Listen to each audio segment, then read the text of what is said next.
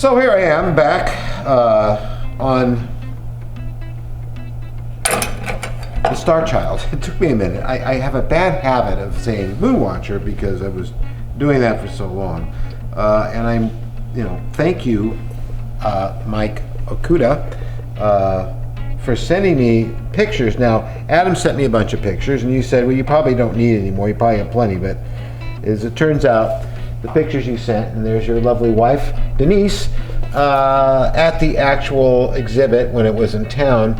And this angle I did not have in any of Adam's pictures, which shows me a great deal of information. So, like what the ear looks like on the other side of the head, which ironically looks like Moonwatcher's ear. So, again, it's kind of not finished the ear. It's kind of just like there it is, because the way they were going to shoot it. And so I'm trying to replicate that ear as best I can, because without the ear on it, it doesn't look right. And there's every little thing changes, affects this in a way that it will not look like the Starchild. And one of the things was the cheeks weren't high enough, and I changed the cheeks a minute ago, brought it a little higher. There's a little divot that goes down in here in both these eyes that I'm putting in, and that also makes it look more like it. But it does clearly look correct now. There was controversy about the mouth. The mouth is very roughly sculpted like this, and is just kind of open with a big gap. But when it's shot, the light's up here, and it gives the effect that it's dark, and it goes very far in there because of the lighting that Kubrick used, which was not this lighting. It was more full on. So making more and more progress with this, and hoping to get it finished now next week, since I've been working so hard on other projects. Now I got ears on both sides, which I'm hoping are at the same height they are. Thank you for that. This one needs to be taken down a bit. Looking at that way, this is actually a little flatter right here, like so. Just a little bit.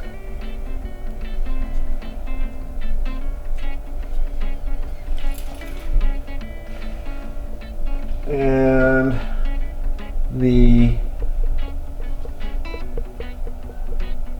this is a little rounder here.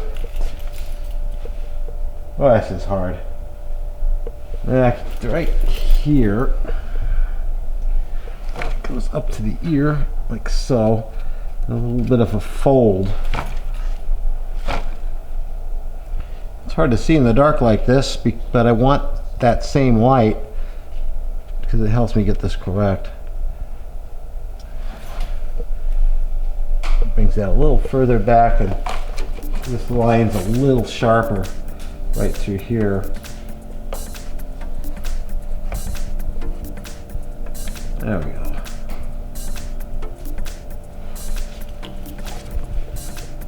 That's right. On the floor. I'm gonna get way down here again. There's like a fatty, soft tissue that goes right up to the ear right here. And I guess tomorrow, George, we're going to be lifting this head up and removing all this stuff here and supporting it and getting it round all the way, and then making that cradle that'll hold it. So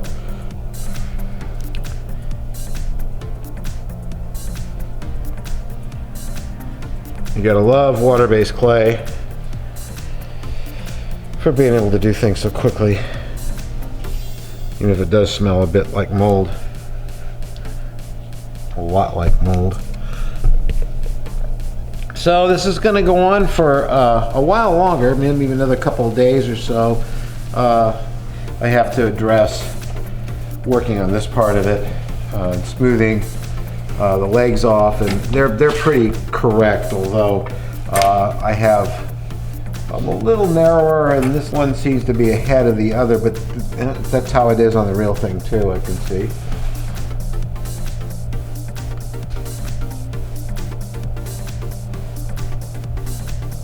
Actually, yeah, it is. This leg here, knee, is sitting much higher than this one. It bugs the heck out of me. I gotta leave it that way. I am gonna take it down a little bit. Make it a little bit more rounded.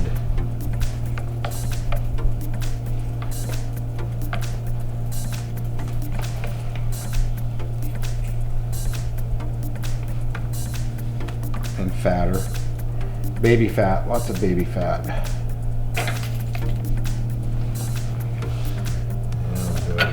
Fatty stuff going on here. You can see that needs to be added to. Amazingly, these legs are staying on. The clay's dried enough now that it's gotten pretty hard. So because there's just popsicle sticks running through this, keeping this to that. So I could remove them if I needed to. And more thickness down here. I'm not sure what's going on with the hips. I don't have a good picture of this side, on this side of the hips. So that's going to have to be a little bit of guesswork. But it'll probably be pretty much like this side. And it looks to me like I have too much here. So I do. And it curves and it should be straight.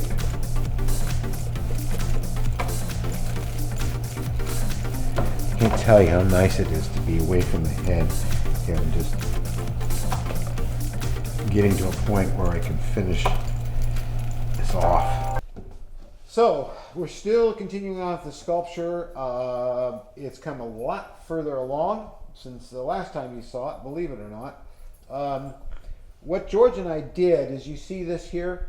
This is a new support. What I did is make a neck support here, and I put it underneath here, and I removed the old support, and we made a cradle for it that we put some clear plastic material on here so this would separate easily. You can see I can lift it out, and of course the head is completely round now. It has clay all the way under it, if you can see from that angle. Here, I'll lift this again so you can see the whole sculpture is there now.